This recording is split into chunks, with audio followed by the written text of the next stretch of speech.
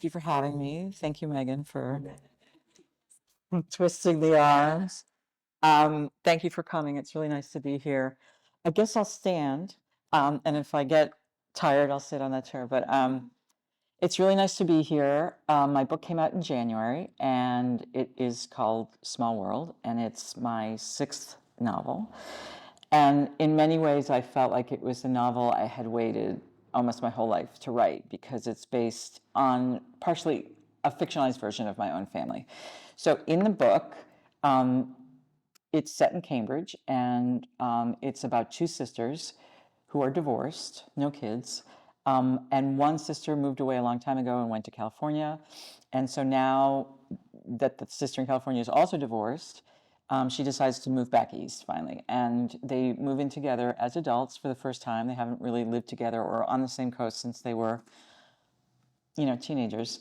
And Joyce is the one who lives in Cambridge, and she sort of says, well, why don't you come and stay with me until you figure out, your plan. So 10 months later, her sister Lydia is still living with her. And so it's a little like, it's fine, but it's not so fine. So when I first started to write Small World, I started it during COVID. And as we all know, everyone was cramped together in a space.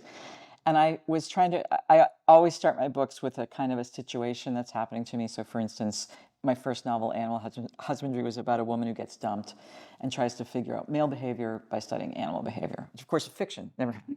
But you started there, and all my books, novels have always been something to do with something I'm going through, and then fictionalized from there. So this was, I thought, I had a situation in mind, and the situation was that we had been living in Cambridge, renting an apartment in a house, and the woman upstairs left, and the new people moved in, and the new people were kind of noisy, and they moved in, and they were friends of the people that own the house, live on one side of this big house, and then there were two rental units. So they own it, and they moved their friends in upstairs, and the friends took like a month to move in, like a lot of preparations. We were like, usually there's this one moving day, then you're in. They're coming and they're going, and they live kind of locally, hammering. And anyway, to make a long story short, about a couple weeks after they moved in, it just was like a weird amount of noise. Like we couldn't figure it out. We would be like, what is it? What's going on? Another dinner party? Or another party? Like people upstairs. To make a long story short, about a month after they moved in, they invited us upstairs for tea. I hate tea. We came upstairs, and it was that kind of funny experience when you go and you see a unit right above your own, and you're kind of like, oh, yeah, we have a bedroom, you have a bedroom, and oh, that's a closet, we have a bathroom, like that. So we were sort of not that big of an apartment. We kind of went around, went into the kitchen, and suddenly we swing around to where like our living room is, and it's a yoga studio. It's a full-fledged, totally equipped. You could have blindfolded me and taken me to like Somerville. I was like, we are in a yoga studio, except that we're upstairs from our living room. And so that people had been coming and going, classes several nights a week. Not to mention like the private clients. I mean, it's like ridiculous. It's a totally residential street. So that started the idea to write about the situation. Sort of thought it would be a dark comedy about annoying neighbors. Like I would read that. But then I was like, I didn't want to write it, about a marriage and a couple dealing with it. And I thought, ooh, what if it was two sisters? And then I thought, oh, what if it was my sister? Because my sister left the East Coast the minute she was done. She went to RISD, and the minute she was done at Rhode Island School of Design, she went west. And she never came back. She's lived out there longer than she ever lived here. And I thought, wouldn't it be funny, haha, if she came back and like we were divorced and we didn't have kids, and like what if she moved, like what if we were roommates as adults? And I thought, okay, that's really funny, sort of. And I thought there was so much room for comic potential because, as we know, when we get with our families, the first 5 minutes are great. You're you and they're them, and everybody's like their age. And then within 10 minutes, you've both regressed and you're screaming and crying and why, when we were 10, did you? So I thought this would be really fun because, I could just imagine if my sister lived with me with these noisy neighbors. I knew exactly what she would do, which is that I knew that at first she would be as annoyed as I was. And then very quickly she would be sort of judging me for being so annoyed. And then she would be like, it's really not that bad. And then she would be taking the classes, like just, because sisters, right? So anyway, this all sounded so fun and great, and I started to write it. And then very quickly I realized that really what was going to happen was that they were going to finally come to terms with their childhood. And so in the novel, they had a middle sister, a young, Lydia from California, who comes back. She's the oldest, and Joyce, who lives in Cambridge, is the youngest. And they had a sister named Eleanor, who was born with severe disabilities. So she had cerebral palsy and a seizure disorder. And it was the early 70s in the novel, and their mom, Louise, is kind of an accidental activist. She becomes an activist for disability rights. So Eleanor lives at home, and their mom, Louise, is like completely obsessed with inclusion, with including Eleanor in everything. And the irony is that it's sort of to the exclusion of the two children who are not disabled. And so Eleanor dies when she's 10. She's institutionalized for a year and then ends up dying of the flu. And so for the rest of their lives, they're no one really talks about it, and their mother continues to do all this. In the 70s, it was, as you all know, there was a disability rights movement that happened here and nationally. So it was national legislation. And so she becomes this activist for the rest of her life, and then, whatever. So it really is a question for them of always feeling like they were on the periphery of the family, and that the focus was Eleanor. And they've never really talked about that stuff. And so that was all part of my childhood, which was that I had a sister who was born first. She was born in 1958, and she was born with a really rare bone disease. So her bones didn't produce bone marrow. So when she was about 6 months old, she was diagnosed with this crazy thing. And I think when she was 2, she went to Fernald, which I'm sure most of us know is an institution in Waltham. And she was moved there, and then my sister Linda was born, and then I was born. So they're 2 years apart, each of us. And she died when she was 7. We were not really aware, because being 3 and 5, I think we had gone to visit her probably once. My father had taken those home movies, that we watched, but we didn't really have any memory of her. She didn't really live with us. She wasn't a presence in our family life the way Eleanor is for this in the novel. So I wanted to write about that, because it was always a thing where when you grow up in a family that has this hole in it, and some of us know what that's like, and some of us hopefully don't know what that's like, it's a very different way to grow up. You grow up sort of feeling a little invisible because something terrible has happened, and your parents are not who they thought they were going to be, and they're absent in certain ways that you are fully understanding of and compassionate about, but you also feel like, what about me? And then you feel guilty because you feel like, of course, they're not paying as much attention as they could, because first of all, it was the 1970s, and so there was this benign neglect kind of parenting. I mean, it was very different than now. Like, my parents would be arrested if it was now, but they were really great people and great parents. And that one of the great things about them was that they stayed, after Cheryl died in 1965, they stayed very involved with Fernald. And there was a parents, it was called the Fernald League, and it was called the Fernald League for Retarded Children, because that was the language that was used then, of course. But they stayed involved, and they fundraised a lot for many, many years. And so we stayed friends with all these families whose whose developmentally disabled children did not, they were still alive, and they were in their 20s or 30s, and they were really amazing families, and we sort of knew them for a really long time, which was a great thing. That I grew up in very used to being around developmentally disabled people, and I love, when I lived in New York for 10 years and then in Washington for 6, I really noticed that one of the things I love about Massachusetts is you go to a supermarket and there's always somebody developmentally disabled who's bagging or working in the supermarket, whether it's Shaw's or Star or Stop and Shop or Market Basket. And I love that. I just love that. And it doesn't happen other places. It's weird. You'd think it would, but it really doesn't. It's something very specific to here. and I don't know why. But so I really always wanted to write about that. And so the novel really is a mixture of a kind of a comedy, with the people upstairs and the sister stuff, and really the sister stuff, moving back in time to their childhood and back and forth like that. So I can stop anytime if you have any questions. Otherwise, um, does anyone have any questions? I can easily keep going. Did you live with your sister? Or no? That fictional. The, the, with my sister. Your sister from Yeah, no, actually, no, that's total fiction because like we would not survive that. I love her, and oh, I'm annoying too. So, no, that was just kind of a funny kind of fiction. That was the fun part to write. And then there's other stuff in the novel. There's Joyce, who lives in Cambridge. Her job is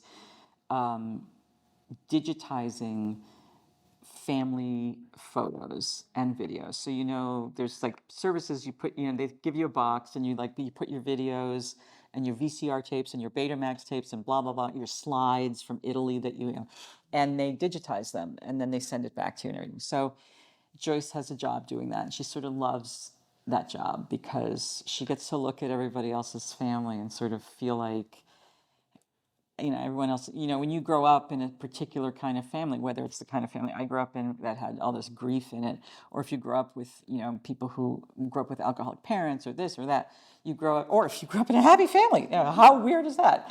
But, you don't really understand, like other people, like, wow. And so I remember when I was growing up, our house was kind of quiet, like, it was sad. Parents were sad. And so then I would go to my friends' houses in Newton, and a lot of their parents were, psychiatrists or lawyers or whatever, huge houses, and you'd go, and there would be dogs and cats and skis, and I'm Jewish, so of course, like, no skiing, no skating, no boats, death by water, winter sports, very dangerous. So we didn't do any of that, but still, you'd go to other people's houses, and there was like a vibe, an energy that was so different when I would go there. That was not part of my experience. And so Joyce is like fascinated. Like, she looks at everybody's stuff and like feels kind of jealous in a way because other people can be very cavalier.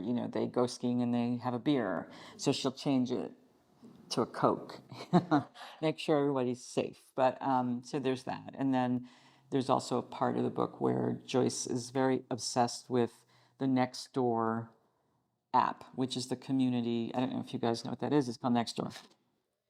Yeah, so Nextdoor is an app, and it's in your neighborhood. Your neighborhood, as you know, and it gets kind of a bad rap because it's very much like, oh, there's a person of color in my neighborhood, and everyone's.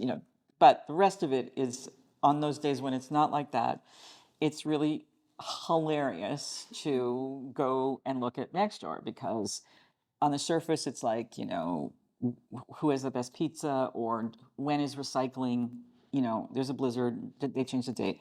And then the other stuff is just like you start to, and oh my God, it's so good. You can't even believe the stuff that's in Nextdoor. So a friend of mine who's a professor in Maryland of American Studies, he's a friend from childhood, he used to do this thing on Facebook where every now and then he would post, he would take, it wasn't Nextdoor for Baltimore, but it was like listserv, which is essentially the same thing. And he would take a little post and then he would just break the post, the actual post, into lines of poetry. He wouldn't change a word.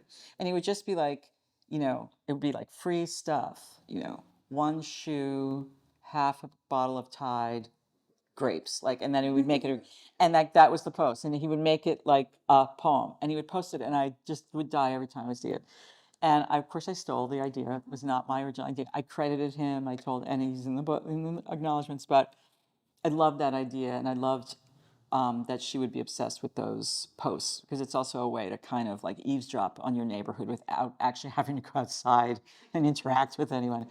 But there are writers in the room, not actually looking at you, but if I'm accidentally looking at you, we know as writers that we hate to write, and so research is always like the best part of writing. So I spent a lot of time on Nextdoor researching, looking. It had all these categories, turkeys, bad neighbors, trash, all kind of stuff.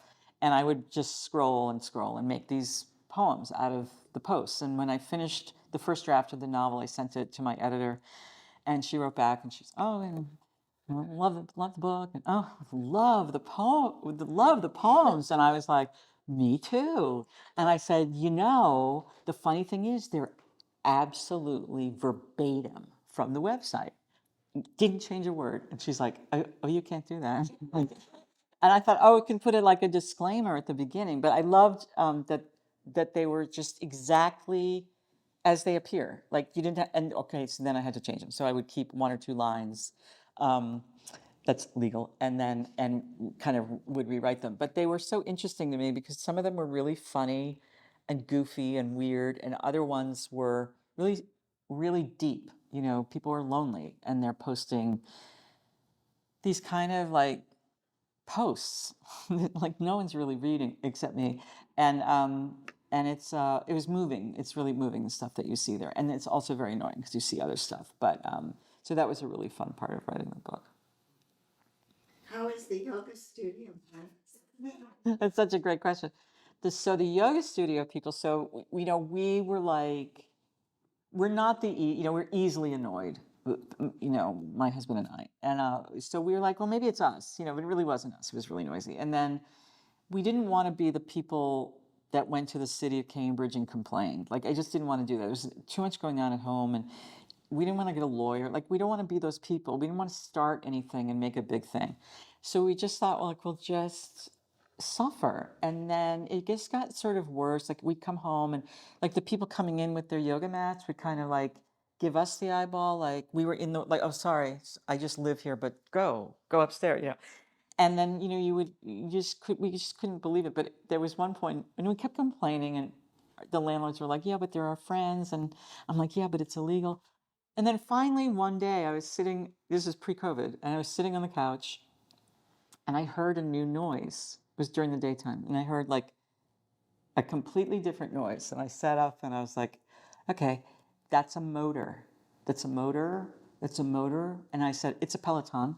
And then I said, that's it. So I, to my neighbor, my landlord, who I love her. And I said, they have a Peloton. And I said, if she's going to start teaching and this is way before COVID when Peloton became like the thing. I thought I could just see her getting 6 of them upstairs. And like on the nights that she's done, I was like, this is like, what is happening? So they were so tweaked that they couldn't have a Peloton, that they were like, well, I guess it's time we leave. And bye-bye. And so they left, and then another couple moved in, and they were fine. And then they left, and then we moved upstairs. So now I live upstairs. And we have really nice neighbors downstairs, and I take my shoes off, and I don't teach yoga upstairs. So we try to be considerate, but Laura, I Yeah. love your book. Oh, thank you. I can relate to something. I worked at No I way. worked at Cottage 7, and all of the clients, the residents, had cerebral palsy. But I wanted to tell you, if you didn't already know this, that most of the people who worked there were either young, idealistic, wanting to help and do good. That's Yeah. how I used to be.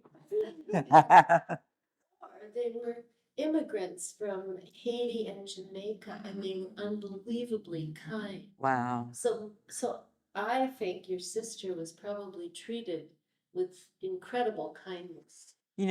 That is a really interesting. First of all, it's incredible that you worked there, and I never knew that about the staff. It was the early '60s when she was there, and she was in a medical unit called the Green Blind Building, which was a state-of-the-art building that was built, I think, in the early '50s, and it was a medical building facility. It had I think it still has the only pool. Of course, it's closed now, but it had a huge swimming pool that was unlike anything in the country, because you could wheelchairs could go straight into the pool. It was a sloped thing. It was like unreal. And up until 2014, the pool was open. People with disabilities still went there and had water therapy there.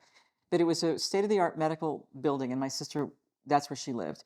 And my parents, she died in 65, and they loved the nurses, and they would always bring donuts, and they always like Christmas cards for years afterwards and all that.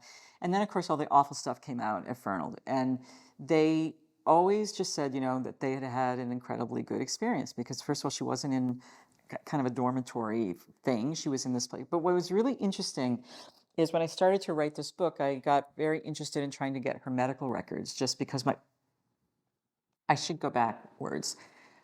When I was growing up, my father always, always, always talked about my dead sister. If I left him alone at an airport, at a bus stop, in a coffee shop, I would come back and he would be telling a complete stranger, he'd be spelling the disease she had. Like, it was just awful. Like, I'd be like, you can't do that. Complete strangers. You just cannot sit down next to someone and say, you had a daughter who died. You just can't do that. But he talked about it all the time, and my mother never talked about it.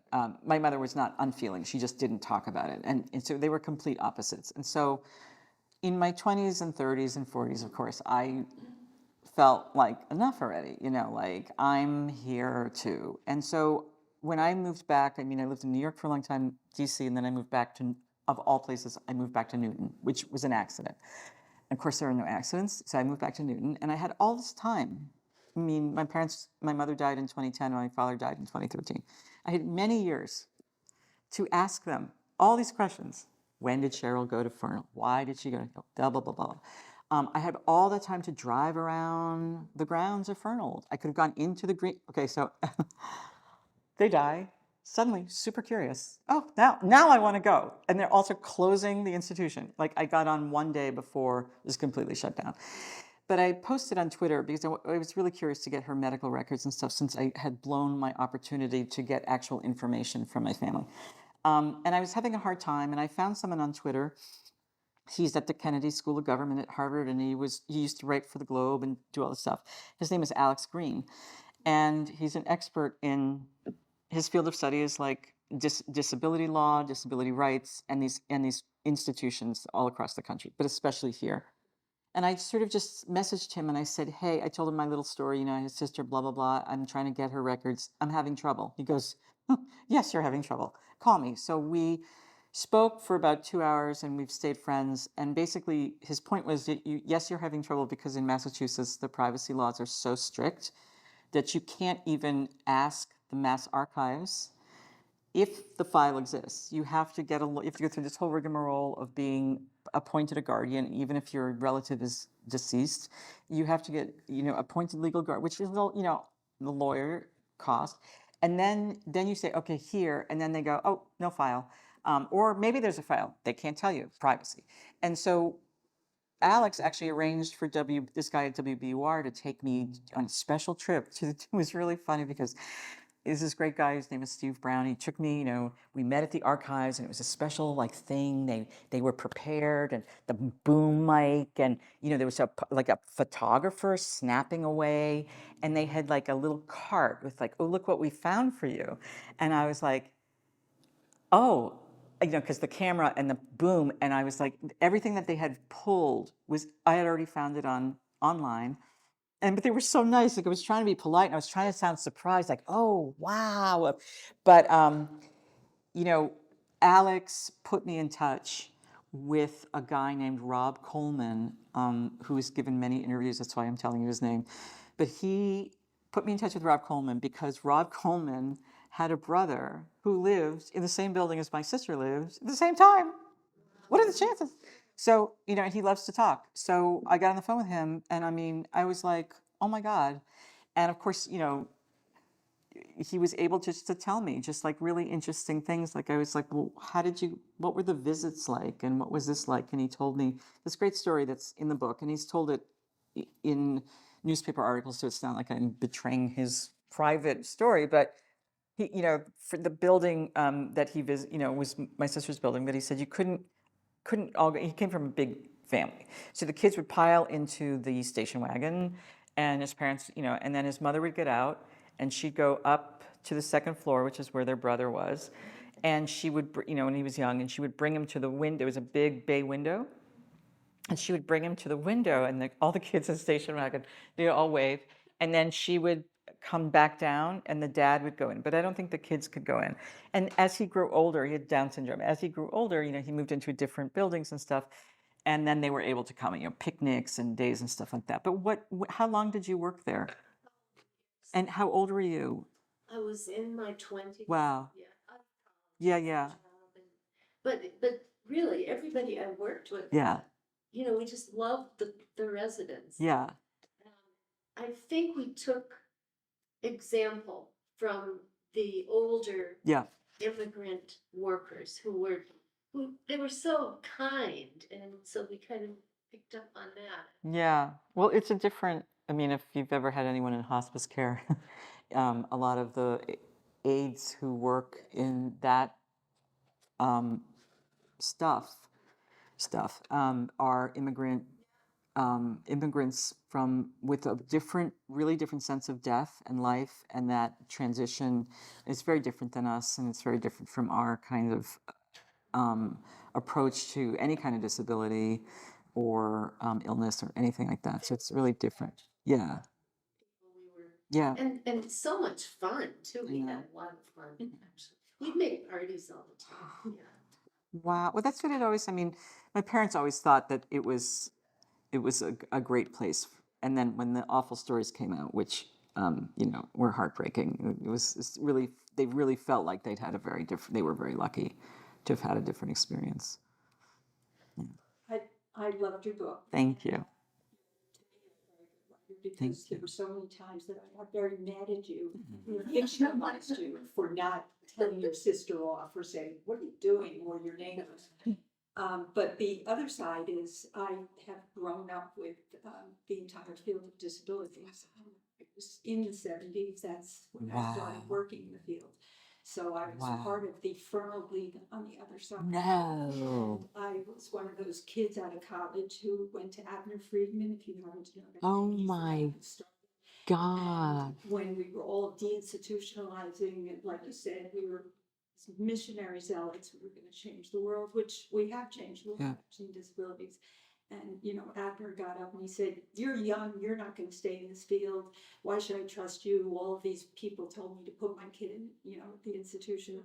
So ironically, I've been part of the disability world, part of the deinstitutionalization world, but it was the families who wound up not wanting the institutions to close. Of course.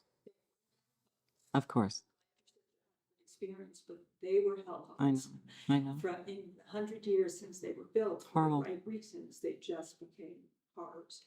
And they didn't want it to close because they said, "You told us this is where it was going to be. We can't take our kids home now." So it took 20 years for the consent decree. It was 1972 when it was signed. It was 1991 when it was closed. Wow. Now, I have footage from, because I snuck in on the last day closing, if you wanted. I have a video that I showed. Oh, wow. And was that before, 2014? 2021. Oh, wow. Because 2014, it still took 6 years until they decided what they were going to do. But 2014 was still, like, if you look at pictures online now, it's like a... Well, 2014, there was no... Right. But it wasn't quite overgrown and like a horror campus the way it is now. But the inside, And the insides were, yeah. The pool was nice. The rest was not so great. And then they built the transitional units. Those were beautiful for about a day. And then, you had, if you went all the way to the back, past Waverly Oaks Road, that's where really the people were that you didn't want to know what was going on. Wow. And what do you do now? Well, after this experience, I started my own company. So wow. We have 68 group homes and 3 rehab centers and a mental health clinic. It was so interesting when I was starting to do research for the book. I found all these groups for siblings, sibling support groups for adults. So adult siblings of, their siblings are, 50 and they have developmental disabilities and physical disabilities, whatever. Well, I run sibling support groups for adult siblings who don't have the responsibility. Right. So what I was fascinated by was like, nobody knows about this. Like obviously I don't need to know about it now, but I have a lot of friends who, when I sort of found out about these groups, I was sort of fascinated because also they're for young kids too. Like It's now understood that if you're the they call it well child syndrome now, where if you're the well child in a family, either the kid has special needs or learning disability, severe whatever, or they are ill. It's the well children who are the ones who you try to be really good and you try to make everything you try to not have any problems and you don't need anything because like that. But when I was finding out about these adult groups, I've told like 5 or 6 friends of mine. They're like they've never heard of them, and they need them. It's weird. The information is really very long. I know, but I mean, it just never. I think the sense that siblings, and that's what I was really fascinated too with this story was like, it's not a parent story, it's a sibling story. So for me, it was I was going to show it to some people I knew who had experienced loss of a child, with CP, that kind of thing. And I thought, no, I'm not going to do that because it's very different. A story about parents is very different from, and that was a sibling. Reminding me of a good friend that I work with now retired, but she is still wound out about what her parents did to her. And that she was a normal kid, and when she was maybe 8 or 10, they adopted a special needs kid. Now she has to be responsible. It was really not her choice, not her family, not, and so. It's really complicated. I mean, it's really, really complicated. Wow, that sounds intense. A lot of stories like that. Yeah. But that's great that there's such a need for it. Residential housing for. Laura, I also could relate to the noisy upstairs. My ex-husband and I had an experience similar in Jamaica Plain on the top floor. Suddenly there was a futon making this, and they were up and down the stairs, and then they sort of took over the basement. But unlike Joyce, we immediately, we did everything that you can do to get people evicted. Yeah. We got them evicted. So when I was reading, I said, Joyce, come on, go for it. I know. I thought if I wrote that, it would just take a turn that I just didn't want to, Plus, yeah. But I know. I think if we weren't friends with the landlords, but I mean, if it would, and plus we had just a lot going on at home.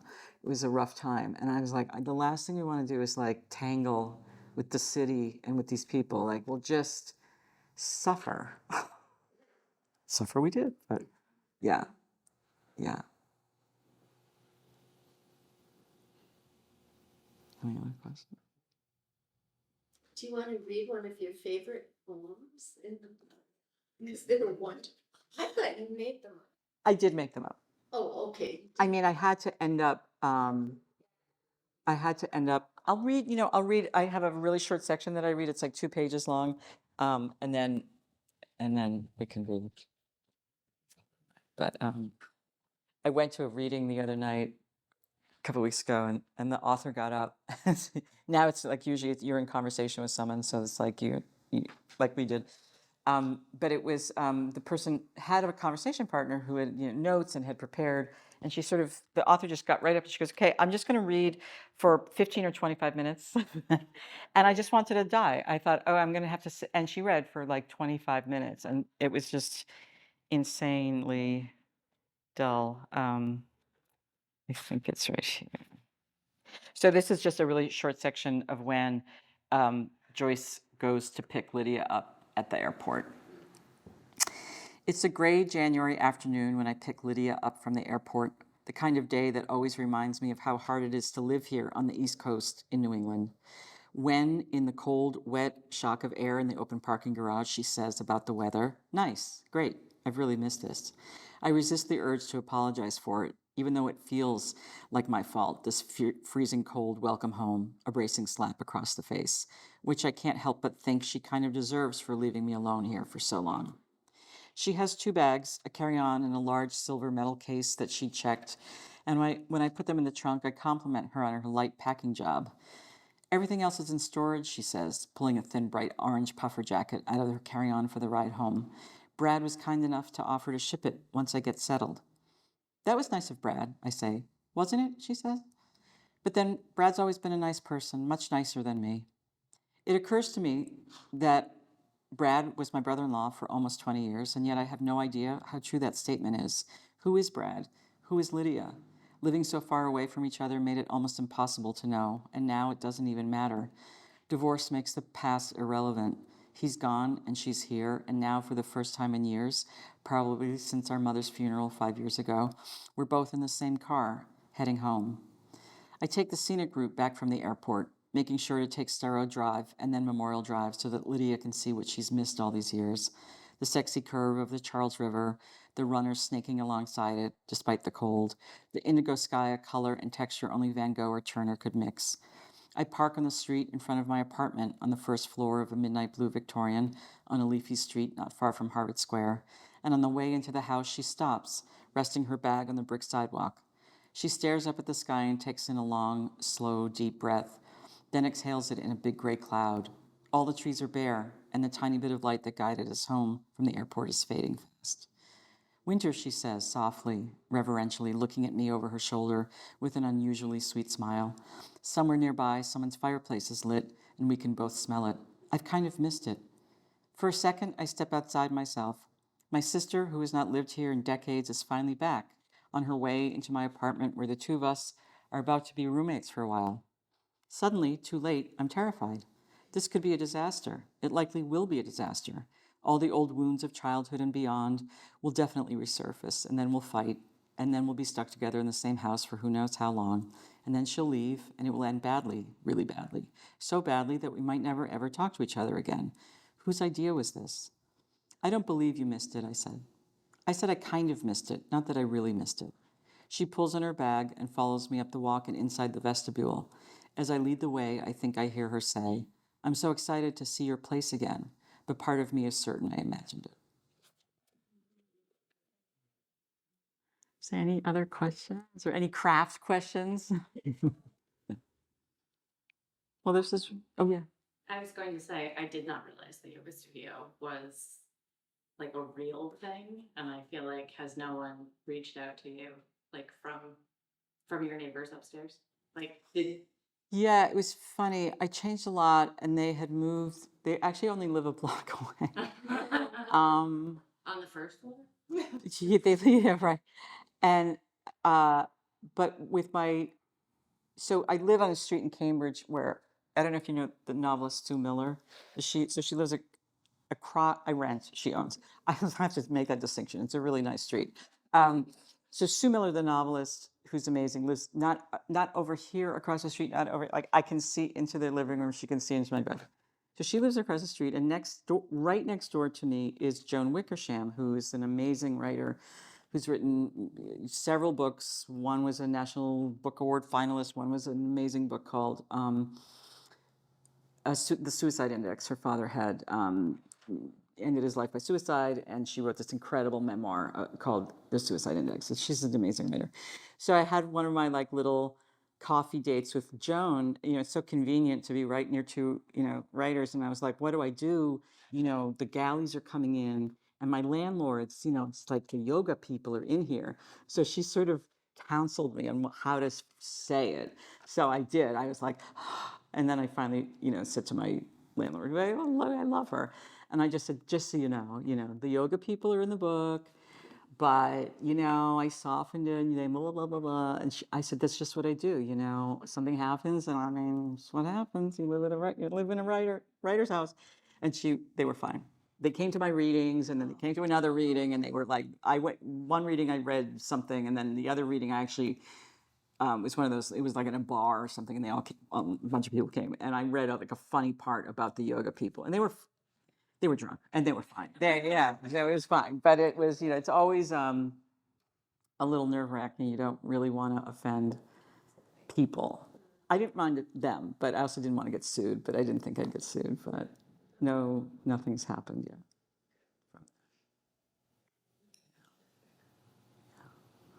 Well, yeah. I just want you to talk about what you're working on now. So Megan, Megan and I know each other because we know each other. So so I had 4 novels come out between 1998 and 2006, and then I kind of took a break. I had writer's block for like a decade, and I finally published my 5th novel called Separation Anxiety, conveniently, perfectly timed on March 3rd, 2020. So I always thought that if my parents were still alive, like just like Louise Mellishman in the book, which says Mellishman luck, my mother used to say Zigman luck. So I knew like if they had still been alive in March 2020, when my book came out and the world shut down, waited 14 years for my book to come out, she would, first thing she would say is Zigman luck, even though the pandemic was happening to everybody on the planet. But so that came out, and this one, now there's a writer's strike. So anyway, that one is in development for television with Julianne Nicholson. I don't know if you guys watched Mayor of Easttown, but she's amazing. She's from Medford, and she's like an amazing person, actress. And the company that did Mayor of Easttown optioned it a couple of years ago. And so when we got on the phone call, luckily it was a phone call, not a Zoom. Big diff. And so we got on the call. She's great. She's really smart. She's a real reader. And she and the guy who runs the production company said, "Oh yeah, well, we're really excited. We have this show coming out next month, and it's called Mayor of Easttown." And I was like, Mayor of what? Then like 2 months later, like the show is like exploding. Like it was one of the biggest shows I think HBO ever like did. The ratings were huge. Anyway, it was great.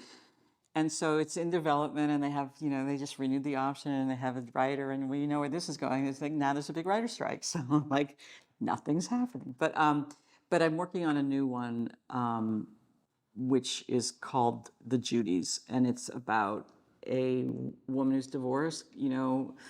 Divorced, kid in college. Ex-husband is with somebody else, which is totally fine. Her job is eliminated, and she ends up deciding to, kind of like they sell the house, split everything, and she decides to move to Gloucester, kind of like shock treatment, like I'm going to go someplace really different, and move to Gloucester and become a driver's ed teacher. And so she does that, and just when she is sort of starting to get her footing, her son drops out of college and moves back in with her, and it's like one of those stories. So I've got. Megan and I talk a lot about writing because Megan is a writer, even though you don't have an agent or a book yet. You still are a writer, and you will have those things. And so it's very hard to maintain the faith when you're in between those things. Or, when you have had your 6th novel come out and you still can't sell your next book because they need the whole thing. They won't really buy it on a partial manuscript, which is just incredibly frustrating because if you don't get an advance, you don't have any money to write the book. So, but you'd think that, I've written 6 books and maybe you could just take a flyer on that. Here's like 80 pages. That's not good enough. So it's the business is just really hard. So I really love it.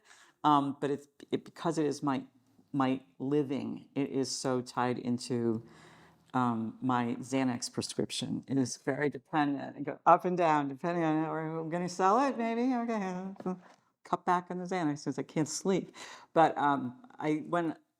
when I'm finally in it, I love writing. I think that the times that are awful is like when you don't have that next idea, or you have the idea. I mean, part of writing this was just not knowing until 2/3 of the book, like what was going to happen.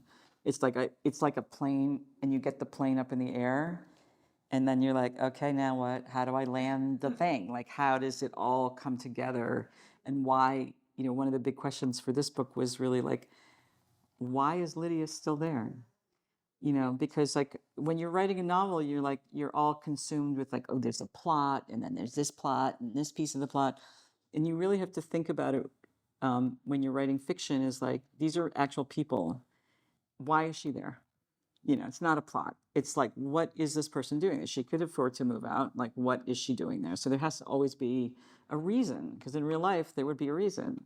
I mean, you can make it up, obviously, but there has to be kind of like, these are actual people that you're moving around a little chessboard, and you kind of have to have.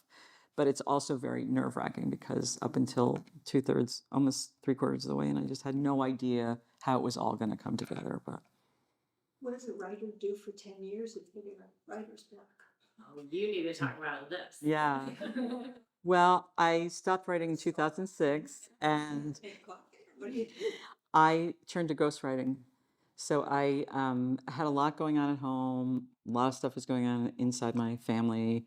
And I just, that with the fact that my agent at the time, after my fourth novel came out, didn't do very well. And she said, maybe you should stop writing fiction for a while. And when I was in my early 40s, I am now 60. And if somebody said that to me now, I would say, I need a new agent, actually. But at the time, I really internalized it and felt a lot of shame that my books weren't really doing very well. And then,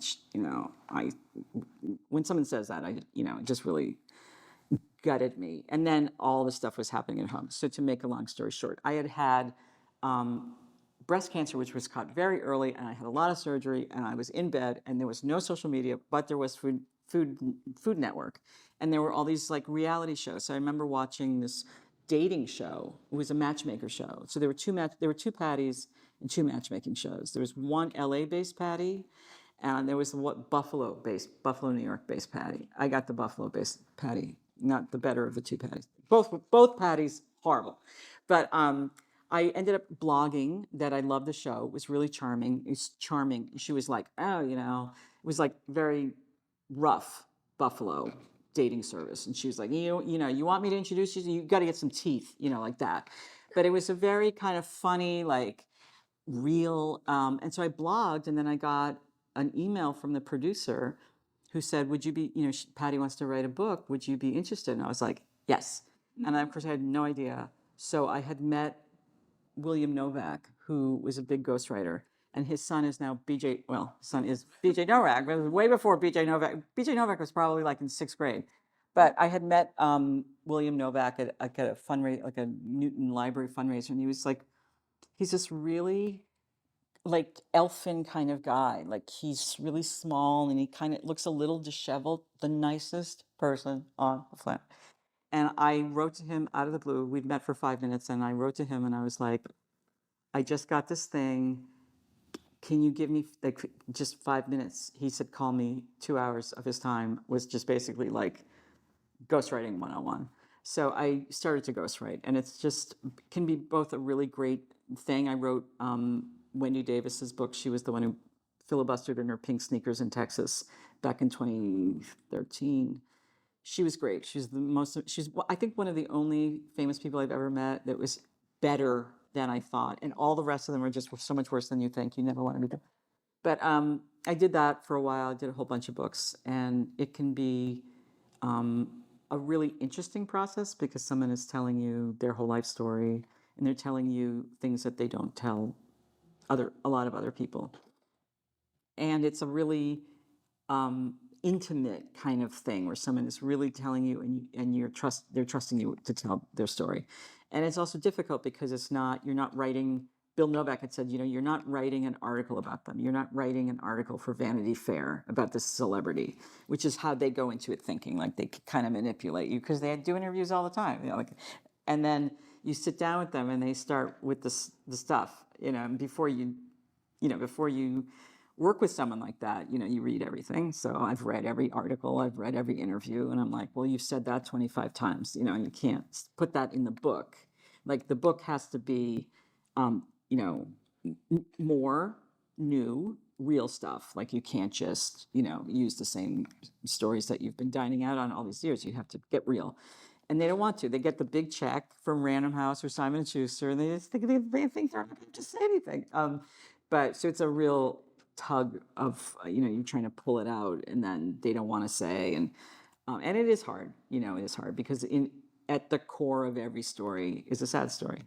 Almost everyone I worked with, especially Wendy Davis, but everyone you work with, there's a sad story that like their little kernel is that, and it's also like a really hard. I mean, if you think of it from their point of view, it is really. If you think of yourself sitting down with someone, and like they're asking you questions and they're going to write it, it's very awkward. But there were really good moments to it, and then so I did that for a while, and then the hardest part about ghostwriting is that you sign on for a project, but there's no clock on it. So, the celebrity will make a deal with Random House or Simon & Schuster, and they get their big check, and then I contract with the celebrity, and we make a deal. But there's no time limit. It can take, so the publisher's like, we want the book in 9 months. I'm like, oh, that's good. 9 months, then I can do this or I can do that. Oh, no. So 9 months, you haven't even met with them yet, They got on a movie or they're traveling and you're like, okay, the clock's ticking. No money yet. Like, it's just this whole thing where, like, you have to be available until the book is done. Can't take on, I mean, you can, but then you have to. So it's very complicated. You can't control it. And they just will eat 3 years of your time messing around, because they just don't, they don't really need the money, and they're ambivalent about wanting to be that open anyway. So, so I did that. And then at a certain point in 2015, I really, really wanted to try again to write a novel. Like one last shot, because I had worked in book publishing for a long time, and I was realizing by 2015, 2016, my friends are going to start retiring soon. So until I get busy, because I needed to like call them and say, I have a book. But I started really small. I rented a shrink's office in Harvard Square by the hour for like a day a week, so that I would ghostwrite. And then like on Mondays, I knew I was going to the shrink's office and I had that time to try to write. So I sold that book in the summer of 2018. And it was 14 years. When it was published in 2020, it had been 14 years of not writing. So I do a lot of coaching now. I do something I call talk therapy for your writing. I'm like, no, I'm not an actual therapist, but I feel like one. But I work with a lot of people who can't write. They're either blocked. A lot of people I work with are New York Times bestselling writers who are stuck on their 6th book, or they're stuck on their 2nd book, or they've had incredible success, but like their book sold for a lot of money, but it didn't sell, and then their publisher doesn't like them, and it's like all these different pieces of the experience of writing and publishing, and the two are very different. There's the writing, and then there's the business. There's the art of writing and the business of publishing, and I work with people, and it's like if you go to a shrink and you talk about all the stuff you need to talk about. If you're writing, you don't have no time. You're talking about your marriage, you're talking about your kids, money, blah blah blah, and who has time to actually talk about and then your therapist doesn't know anything about writing, not like I do. Like I know everything, all the misery and and the business parts too. So I love that, and if I can get enough clients, I could support myself doing that, because I love it. Every time somebody writes to me and tells me their story and we book a session, I'm like, I know exactly. I can't really do anything else. That's all. I can't, there's many, many things I don't know how to do. I can drive really well, and I can write, and I can do this writing therapy. It's like, I'll just read someone's email and know exactly what to say, or how to so I really enjoy that. That's very fulfilling. I hope I don't have to ghostwrite again. I much prefer this. Can I ask you a question about this book? Oh yeah. Oh yeah. Oh yeah, yeah, yeah, yeah. Oh yeah, yeah. No. So I love the part where they go to summer camp. Yeah, I loved all of that. thank you. At the same time, it seems so much happier than everything else that was happening in Yeah. the book. And I wondered why you decided to add that. And was it kind of meant to be a little vehicle for her as an adult to find happiness, because it all comes back around? Did you have that ending in mind when you added that in the beginning, or you added that or the middle? I guess That's such a great question. ended up there. Yeah, had no idea that it would end up anywhere. One of the reasons I wrote that scene is because I'm sure some of you in the room watched Crip Camp, which was a documentary made by the Obamas have a deal with Netflix, and it was their first documentary that they released, I think, in the winter of 2021. And my research procrastination, I watched Crip Camp, and it was just this incredible film about a disability, a camp, like a summer camp in the Catskills. There was like a regular camp for kids, but then for a few weeks during the summer, it became a place where all these kids with disabilities were bussed in from New York City, from all these other places, with really, really intense physical things. And the aides weren't trained. There were college kids that were bussed up from all these different colleges, and it was like they did drugs and they had sex, and it was just this really empowering, amazing the documentary is amazing, and a whole bunch of those kids who grew up to be adults became really empowered by that and became leaders in the disability movement and did other amazing things, and I would just love that film so much, and then I thought, you know.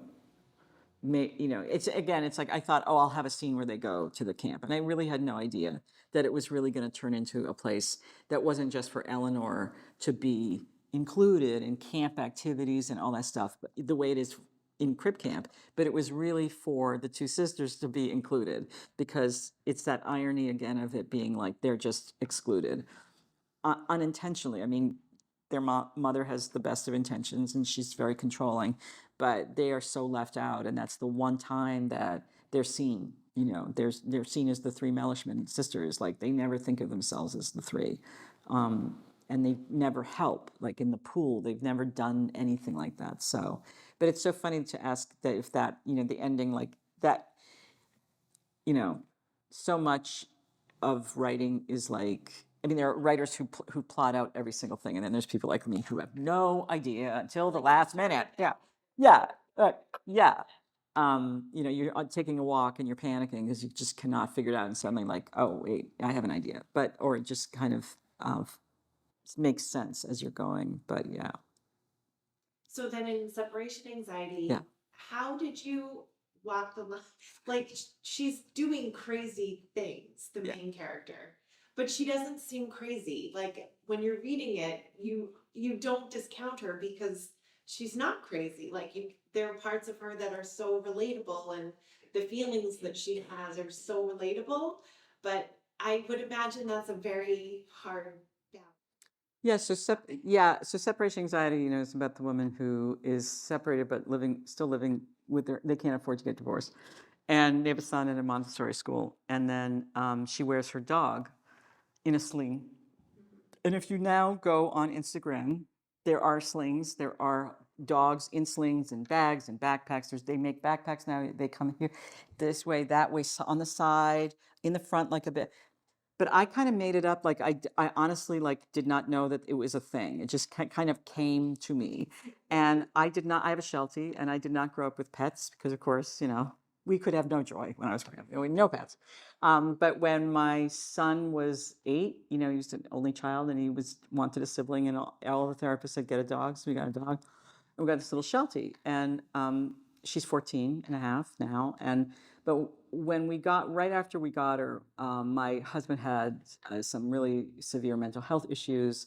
My son had learning issues. My mother got pancreatic cancer. My father got brain cancer. It was really a great time. And there was me with the dog. And so I would take my mother to treatment, and I come home, and blah, blah, blah. And my father got sick, and the dog. So I didn't actually wear my dog, but I felt like I wore my dog because I took her everywhere with me. And when I came home, she was like my therapy. She was like, you sob into your dog. But so I also felt like that period of middle age when you're losing a lot of people. I mean, and loss can happen in your 20s. I have friends who's, lose their parents really young and all that kind of stuff. But a lot of times it's really in your middle of life, you start to lose friends. And that's what was happening. I lost my parents. I lost a couple friends to cancer and blah, blah, blah, blah.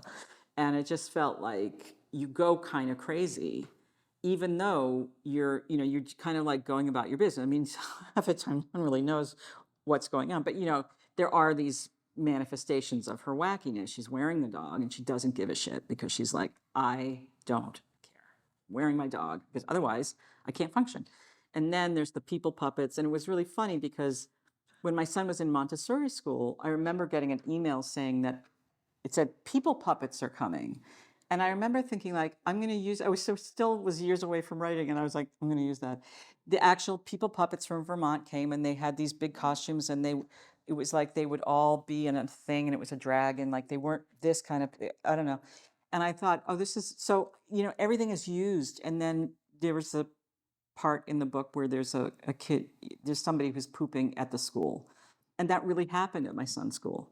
My son came home from school one day and said, someone's pooping at school. And I said, well, that's really good, because that is a good thing to poop at school. Like, have some people, they don't want to poop in public, they have to go home. I was like, that's good. He goes, no, on the floor. I was like, okay.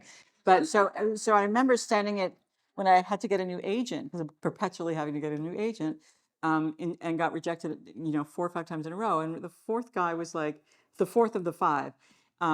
He goes, I love the book, and he goes, but you lost me with the pooper. He goes, it was too much. And I was like, it happened.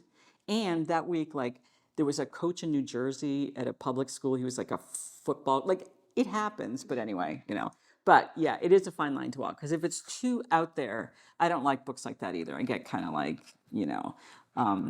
so anyway, I should let you guys go home before it gets dark. But this was really fun. Thank you for coming. And it's so interesting that you work there and that's what you do too. It is a small, I know. I know. Yeah, thank you so much for having me. Thank you.